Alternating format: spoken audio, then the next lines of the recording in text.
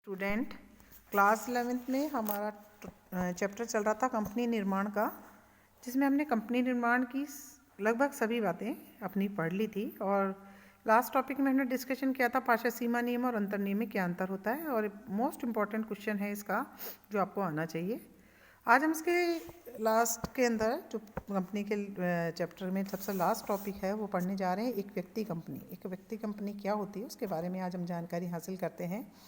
Company अधिनियम 2013 के लागू होने पर एक व्यक्ति भी एक कंपनी का निर्माण कर सकता है, उसे बना सकता है, जिसे कि हम एक व्यक्ति वाली कंपनी या ओपीसी अवधारणा के अंतर्गत बनी हुई कंपनी कहते हैं। हुआ क्या है कि कानूनी तंत्र में ओपीसी की शुरुआत एक ऐसा परिवर्तन है जो हमारे छोटे व्यवसायियों और उद्यमशीलता के सम्मिलित को प्रोत्साहन करता है। कहते हैं ना कि छोटे छोटे व्यक्ति भी चाहते हैं हम अपनी कंपनी खोलें, और उद्यमिता जब विकसित करनी है तो उद्यमशीलता के दोनों का मिश्रण उस चीज़ को प्रोत्साहन देता है कि एक व्यक्ति भी एक कंपनी खोल सकता है। 2005 में जे ईरानी विशेषज्ञ समिति ने इसके निर्माण की सलाह दी थी और उसमें सुझाव दिया था कि छूटों के माध्यम से एक सहज कानूनी व्यवस्था वाली एक ऐसी इकाई उपलब्ध कराई जाए ताकि छोटे जो हमारे उद्यमी हैं वह कानून की जटिलता भरी व्यवस्था जो कंपनी निर्माण से उससे उसको विवश न होना पड़े। एक सदस्य के रूप में केवल एक व्यक्ति कंपनी कहलाती है। एक व्यक्ति कंपनी एक व्यक्ति ही उसका अंशधारी होता है।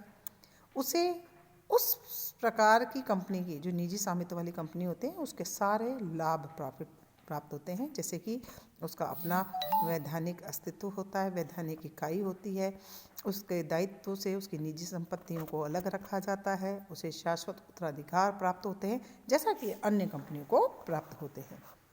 कंपनी अधिनियम 2013 की धारा 265 के अनुसार क्या डेफिनेशन है कि एक व्यक्ति कंपनी का आशय ऐसी कंपनी से जिसका सदस्य केवल एक व्यक्ति ही होता है। जैसे कि अभी हमने पढ़ा था कि पार्षद सीमा नियम प्रस्तुत करना पड़ता है तो उसके अंदर इतने लोगों के हस्ताक्षर होने चाहिए, जो अंशधारी होते हैं उनके नाम होने चाहिए। तो यहाँ पर तो एक व्यक्ति कंपनी है तो एक ही तो अंशधारी होगा और वही व्यक्ति उसके अंश खरीदेगा। ठीक है।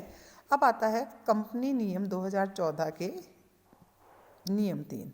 एक व्यक्ति कंपनी केवल एक प्राकृतिक व्यक्ति जो भारत का नागरिक है या भारत का निवासी है।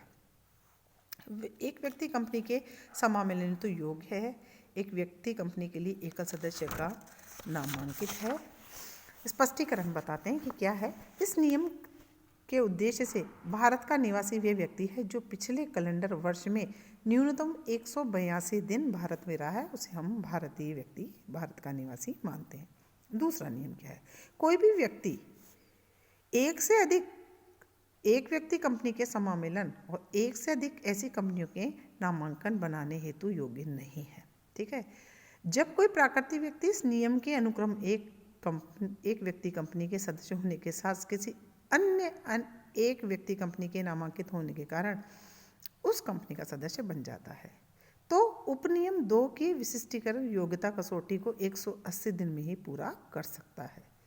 चौथी विशेषता जो है वो है कि एक व्यक्ति कंपनी में कोई अवैध सदस्य या नामांकित नहीं बन सकता, नहीं लाभपात्र हित के लिए अंश का धारण नहीं कर सकता है।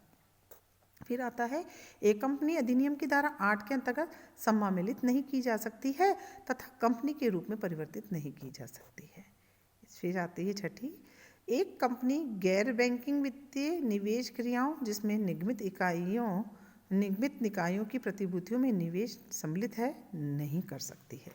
और अंतिम जो हमारा पॉइंट है वह है एक व्यक्ति कंपनी के सम्मिलन के 2 वर्ष व्यतीत हो जाने से पूर्व ऐसी कंपनी स्वैच्छिक रूप से कंपनी के किसी अन्य प्रकार में परिवर्तित कभी भी नहीं हो सकती है, सिवाय उन कंपनियों के जिनकी प्रदत्त अंश पूंजी की सीमा 50 लाख रुपए से आगे बढ़ाई गई हो अथवा संबंध अवधि में इसकी औसत वार्षिक टर्नओवर जो होता है, यानी जो वो काम करते हैं वो 2 करोड़ रुपए से अधिक हो तो ये बदली जा सकती है, परिवर्तित की जा सकती है, अदरवाइज वो परिवर्तित नहीं की जा सकती है।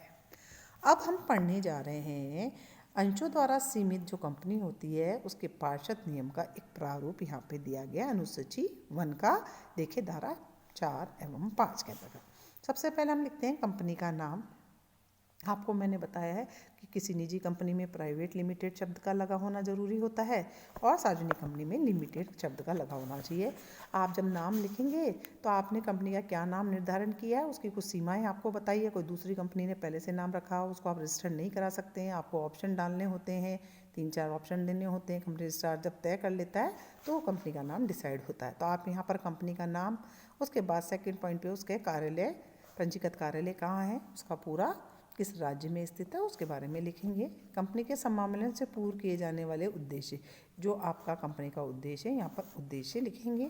ठीक है, उद्देश्य के उपवाक्य फिर विशिष्टीकृत किए गए, मतलब आपका मुख्य उद्देश्य क्या है और उसके सहायक उद्देश्य क्या है उसके बारे में यहाँ जानकारी देंगे। सदस्यों का दायित्व सीमित होगा, ये दायित्व उनके द्वारा आधारित अंशों पर अद्यत राशि या कोई और है तक सीमित रहेगा, ये आपको लिखना पड़ता है। कंपनी की पूंजी के बारे में लिखना होता है, उसकी अंश पूंजी कितने रुपए की होगी, वो कितने कितने के अंशों में बटी हुई होगी, वो यहाँ पर 5वें पॉइंट में लिखना होता है। 6ठे पॉइंट में वह विभिन्न व्यक्ति जिनके नाम और पते यहाँ पर उल्लेखित करने होते हैं इस पार्षद सीमा नियम के अनुकरण में, कि एक व्यक्ति बनाने के इच्छुक व्यक्ति कौन है, उनकी अंश पूंजी क्या है, वो कितने अंशों को लेने के लिए सहमत हुए हैं, उसकी सारी जानकारी हमें यहाँ पर उनके नाम, पते, सब कुछ यहाँ पर हमें उसके हस्ताक्षर के साथ लिखना है। यानी अभिदाताओं के नाम, अभिदाता द्वारा कितने अंश लिए जाएंगे, उनके हस्ताक्षर और साक्षियों के नाम, पते और विवरण यहाँ पर लिखने होते हैं। फिर 7वां पॉइंट जो है कि मैं जिसका नाम पता नीचे दिया गया पार्षद सीमा नियम के अनुसरण में कंपनी बनाने का इच्छुक हूँ और इस कंपनी की पूंजी के सभी अंश लेने के लिए सहमत हूँ, यहाँ पर आपको हस्ताक्षर करने होते हैं, उसका नाम लिखना होता है, साइन करने होते हैं और गवाह के हस्ताक्षर यहाँ कराने होते हैं। गवाह के हस्ताक्षर में मैंने आपको पहले भी बताया था कि एक चार्टेड अकाउंटेंट, वकील या कुछ वो उसको अधिकृत करता है, उस पर सिग्नेचर लेते हैं। एकल सदस्य की मृत्यु होने की घटना में श्रीमती और श्री पुत्र जिनके भी हैं के निवासी आयु इस वर्ष में नामांकित होंगे, तारीख और लिख दी जाती है। इस प्रकार से आपका ये सीमा नियम तैयार किया जाता है। तो आज मैंने आपको ये चैप्टर पूरा किया है। आप सबसे मैं उम्मीद करती हूँ कि आप इस चैप्टर को बहुत ध्यानपूर्वक पढ़ेंगे और पार्षद सीमा नियम, जिसे कि हम संस्थापन प्रलेख कहते हैं, पार्षद अंतर नियम, पूंजी अभिधान, परिवर्तन क्या होता है, सम्मामेलन क्या होता है, परिवर्तक कौन होता है, परिवर्तक के क्या कार्य होते हैं, पार्षद सीमा नियम अंतर नियम में अंतर क्या होता है, संस्थापन प्रलेख के बाद में मैंने स्थापन प्रविवरण के बारे में बताया था, है ना, स्थापन प्रविवरण क्या होता है। ये बहुत सारे ऐसे प्रश्न हैं जो आपको अच्छी तरीके से आने चाहिए। आपके प्रश्न उत्तर आपको पेज संख्या पर दिए गए हैं 197 पे। आप सभी को जिन्होंने नोट्स के रूप में तैयार करें हैं उनको ज़्यादा कुछ करने की आवश्यकता नहीं है, लेकिन आपके यहाँ जो प्रश्न दिए गए हैं जो आपने नोट्स में नहीं किए हैं उन प्रश्नों को आप यहाँ पर करके होमवर्क कॉपी तैयार करेंगे और शो करेंगे जब भी स्कूल में मंगाई जाती है। ठीक है, धन्यवाद। आज अब हम अपना नेक्स्ट चैप्टर अगले लेक्चर में शुरू करेंगे जिसका नाम होगा व्यवसाय के वित्तीय स्रोत। Thank you very much student. पढ़ते रहें, होमवर्क करते रहें।